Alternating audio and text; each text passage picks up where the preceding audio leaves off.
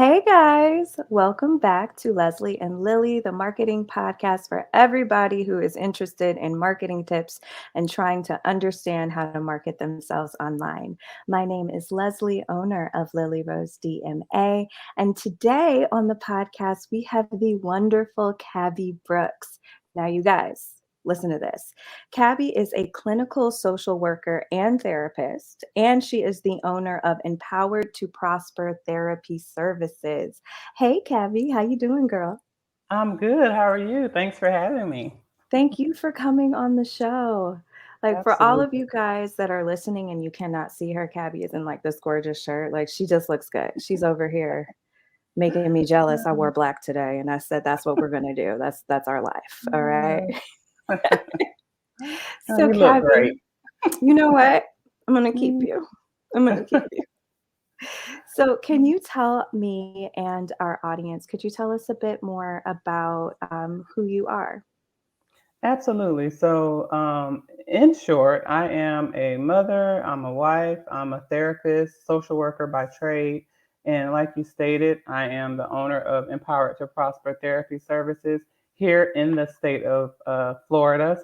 Sunshiny Florida is where I practice. And yeah, I definitely love what I do and just love being multifaceted. And that's that's me in a nutshell. That's awesome. So, did you always want to get into social work and did you always want to be a therapist, or how did that come about? Well, I kind of stumbled upon social work. I Mm. knew from a young age that I wanted to help people. I didn't know, like, going through my undergraduate and even before undergraduate, just really didn't know what the ins and outs of social work was. I've heard the term because we always hear the term social work, and everybody thinks about people taking kids out of their homes, and that's not, all that Yeah. a social worker does. And so that was my understanding of it at the time. Just going through undergraduate, I knew that I wanted to help people, and I love theories of the mind and just figuring out how the mind works. And I love seeing people go from one area into an area of progress. And so I knew I had that piece. I just didn't know what would get me there. And so a professor in my undergraduate was like, "Hey, why don't you think about social work?" And I was like, Mm. So did some research and just basically was like, this is me. This is definitely it. So I got my undergraduate in social work. I got my graduate degree in social work. Soon we'll have a doctorate in social work a few years down the road. I love it. So Wow, I am amazed because I'm one of those people that had to pivot. So I went to school for one thing and ended up doing something else.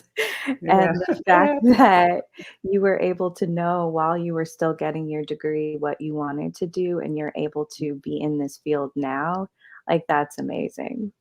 yeah. Did I you love have You love it so well. Did you have any experiences, as you were growing up that you feel made you want to be in this field more? And then when your professor gave you the idea, you were like, "That fits. I get it." Yes. Yeah. Well, one thing about social work is that we learn that 90% of who we are and the choices that we make in life um, is based on our childhood. So, Mm, absolutely, yes. I think everything that I experienced in childhood, just being the child of a young mother, my mother had me at age 15 years old. So, we kind of grew up together.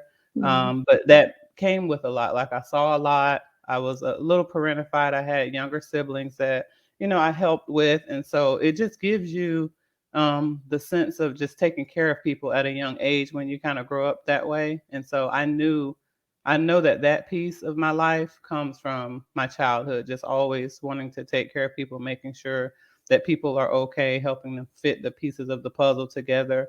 So I believe everything that I am, and the reason that I'm a social worker is because of everything in my prior life. Absolutely. yeah. So how did you go from going into social work to opening up your own practice?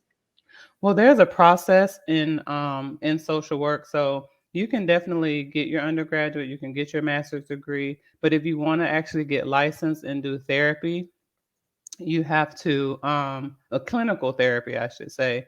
You have to go through a process of getting enough hours, having your license, which is the stage I'm in. Your license are to be supervised by someone that's been doing it for years. And the best way in the state of Florida, because we can practice while our license are being supervised, is to open up a practice and just get to work with seeing clients and learning your expertise, getting better at what it is that you're wanting to do, which is therapy, if that's the way that you choose. So it just made sense to, make my own money doing private practice while I'm getting my license supervised. So I have an expert that makes sure, that I'm on the right track. And you do that for a couple of years. It's a process. You do that for a couple of years, and then your license is unsupervised. And so private practice in Florida is just kind of the way to go if that's what you want to do. If therapy is what you definitely want to do. Yeah. Mm, Now, would you say because you are, like, you're still getting your license and you're still doing those things, mhm. how have you been able to market yourself and reach out to gain clients? Is it through the state? Is it through any sort of like social media?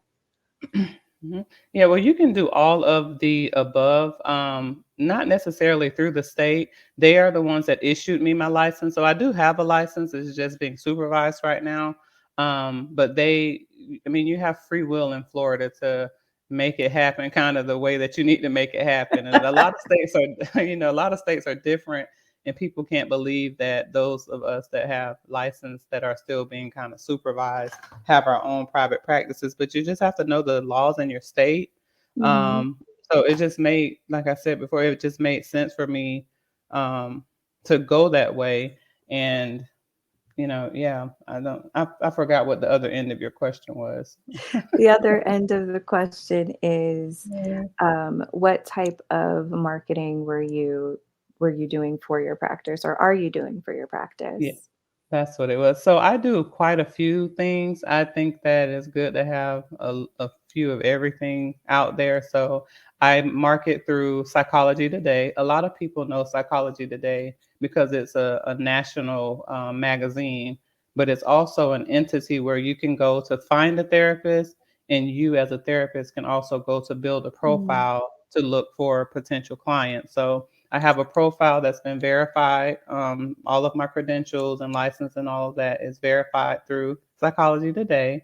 And that's something every therapist can do to build a profile and just kind of gauge. I said that I'll give myself 2 years to gauge the number of clients that brings me. So mhm, that coupled with social media is another way that I get a lot of clients, and also networking with people that are like minded and people that may be in similar fields. Like I do a lot of networking with an attorney in the state of Florida that practices family law.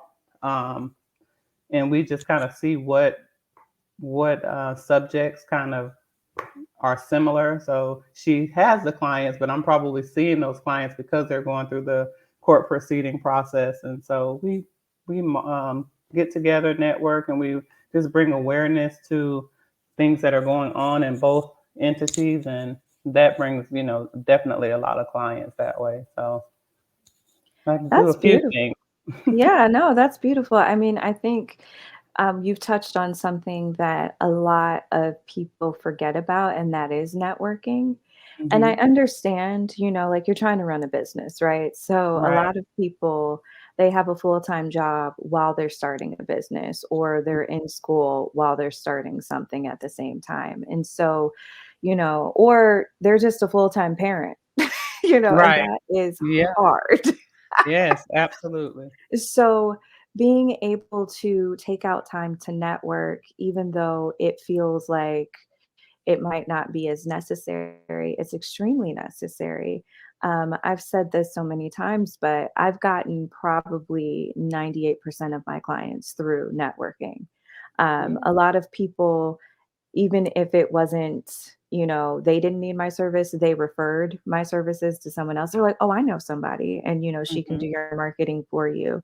So, I definitely love the fact that you have partnered with somebody who is adjacent to your field, so Absolutely. it's like they're not technically a social worker or a therapist, but because they deal with social workers and therapists, then Mhm. you're actually able to speak on those things.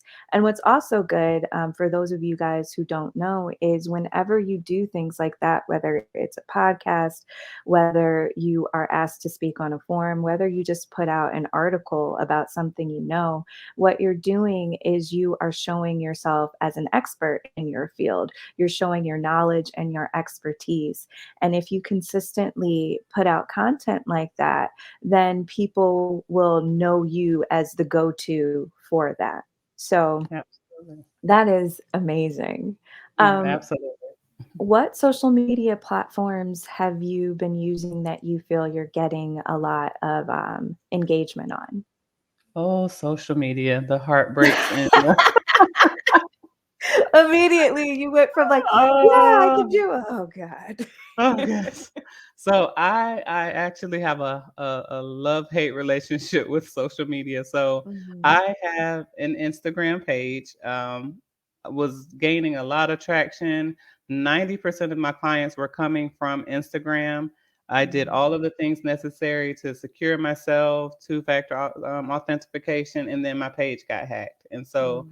there went that avenue. So Instagram definitely, I'm still on there, but like Instagram is like an ex-boyfriend. I'm just kind of seeing if I want to if I want to go back or I don't trust it right now. So Wow.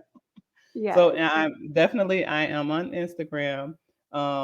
I also have a TikTok, so I am on TikTok also as Empowered Prosper, and I'm also on YouTube. I started a YouTube channel because of what happened to me on Instagram, and I just did my research this time around to see that there is not that much of the hacking and taking over your page with the inability of you to get it back. Like that doesn't really Mhm, happen a whole lot on YouTube.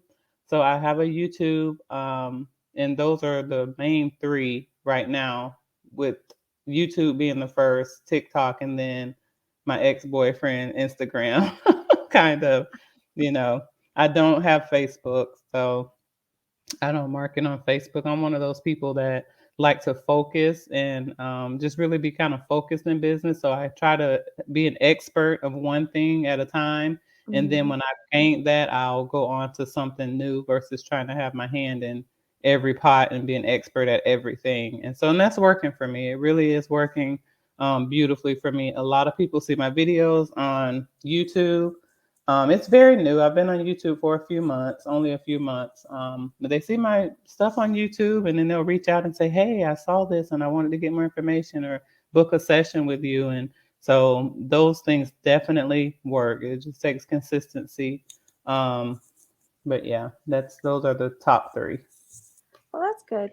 Now, before Instagram, treated you like an ex-boyfriend, Yes. um, before you went through that experience, what are some things that you had in place? Because you said that you got, in the 90 percentile of Hmm. your business from there. So, what tips would you give somebody if they are using Instagram?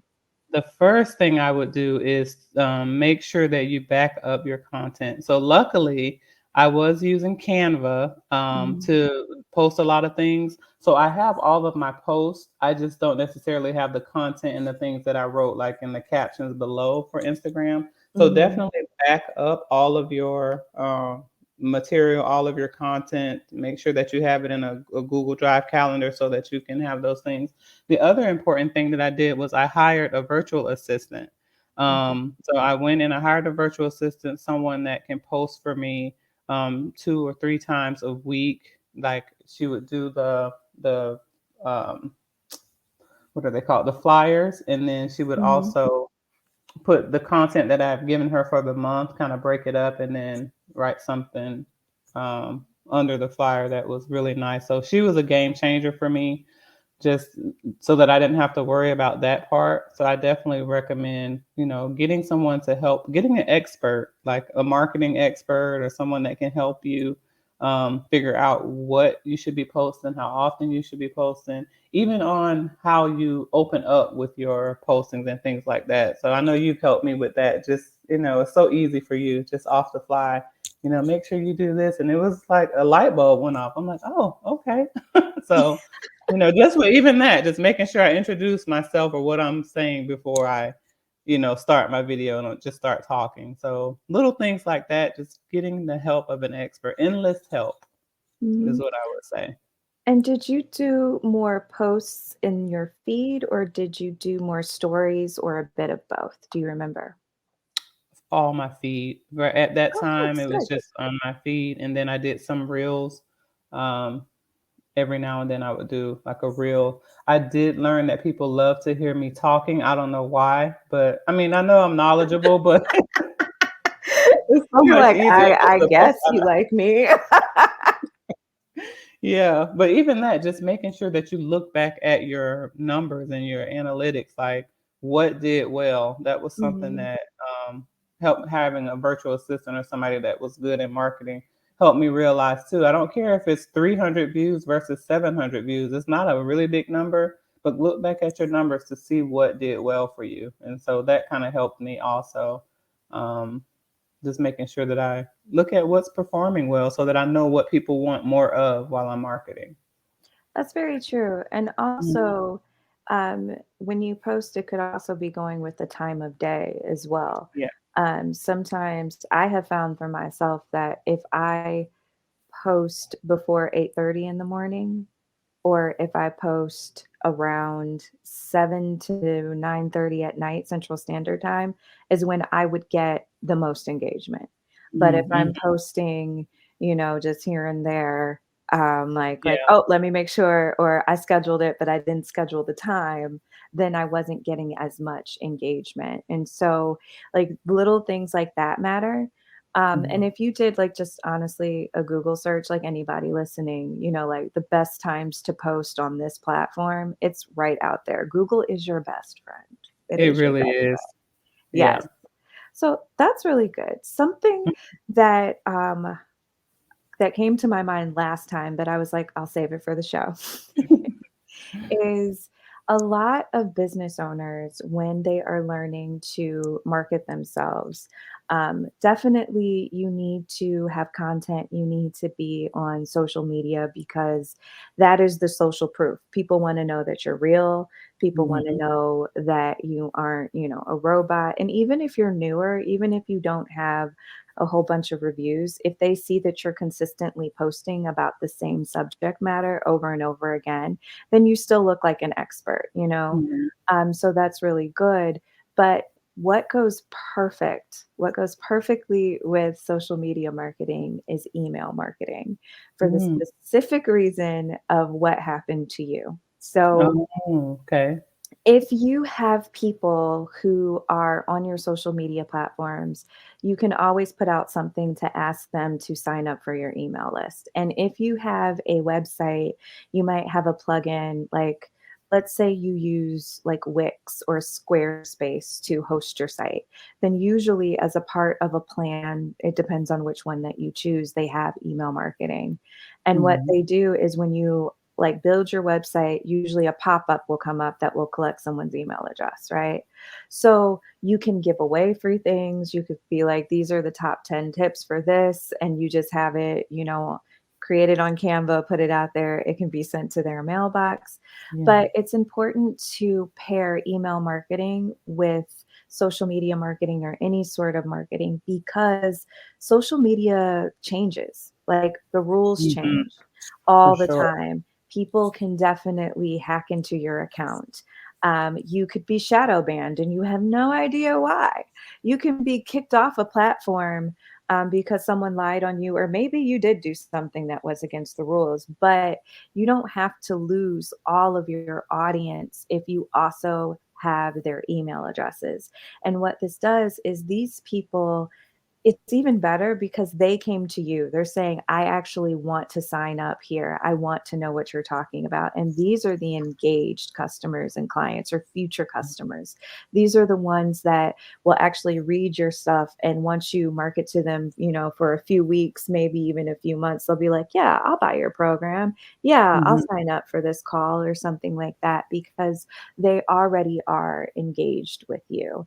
And what's great is you can tell them. You're like, "Hey, this isn't me," or "This got hacked. This is my Oh, new yeah. one." And you can continue to put out that information for however long you need to.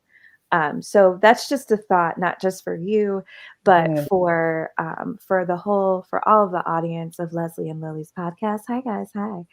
Um, Learn how to email market yourself. It's actually not that difficult, but if you have a lot of stuff that you are doing, I completely understand.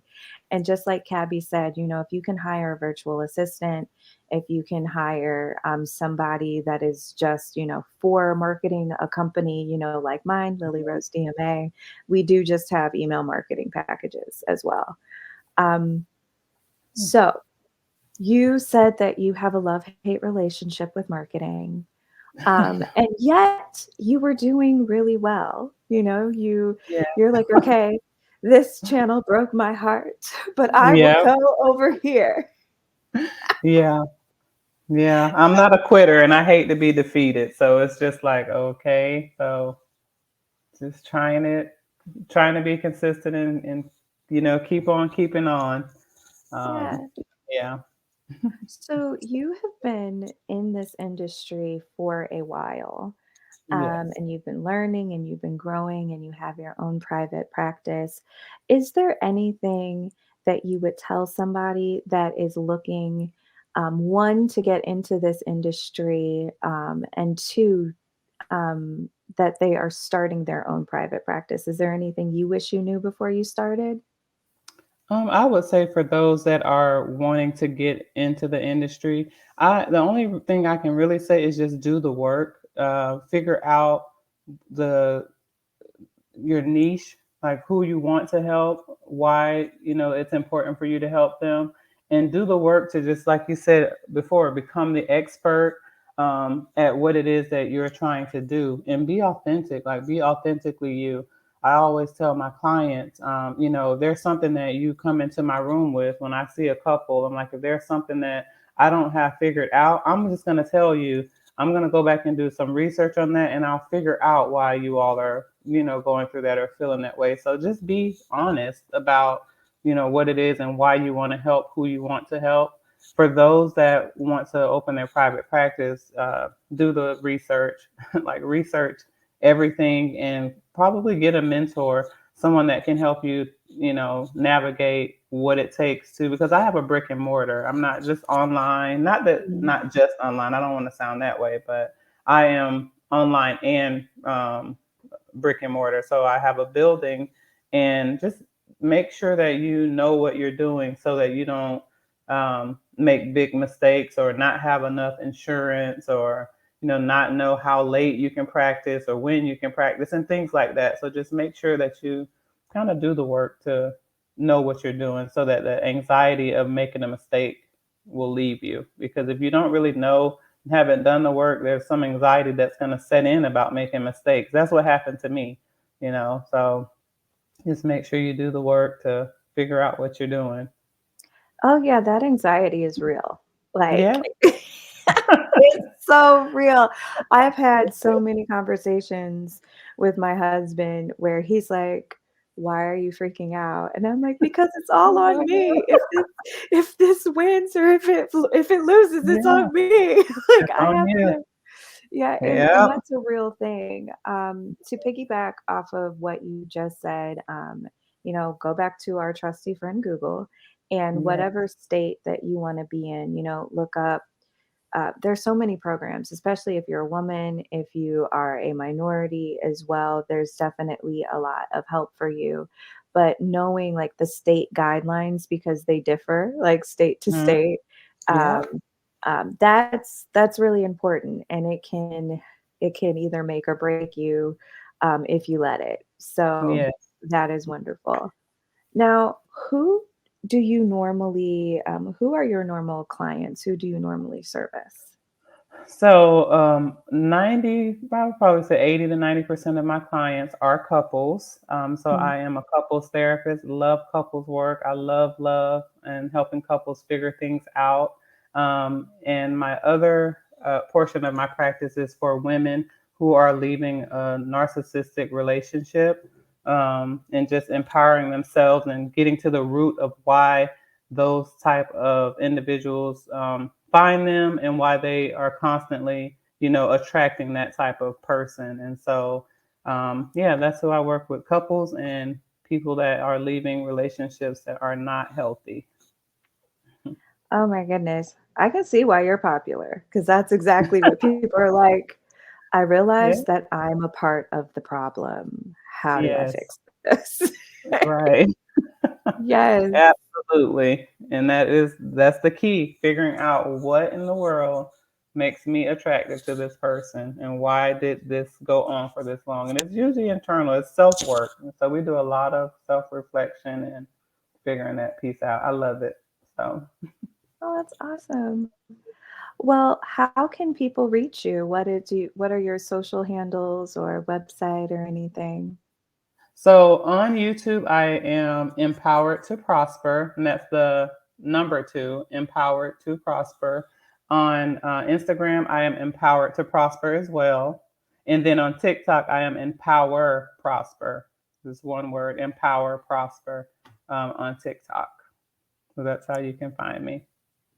Yes, and I will have all of those in the show notes so that you guys can definitely find Miss Cabby. Cabby, thank you again for being on the show today. Like you are a Absolutely. wealth of knowledge. Yes. Anytime. Eh, Yeah. And thank you guys again for tuning in to Leslie and Lily, the marketing podcast that you need to help you as you try to navigate this world of marketing. I know it's hard. I know it's hard. That's why I'm here. Okay. Yes. All right.